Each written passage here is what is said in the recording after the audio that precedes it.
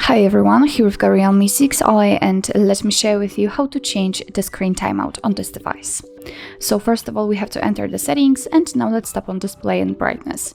Here we've got auto screen off, so let's tap on it, and here we've got some options from which we can choose. We've got 15 or 30 seconds, and right now the 30 seconds option is applied, but we can set also 1, 2, 5, 10 or 30 minutes. So in order to change the auto screen off option, just tap on the option you'd like to use. I will pick 5 minutes, and as you can see, it is notified right here that from now on, after 5 minutes of inactivity, this device will black out.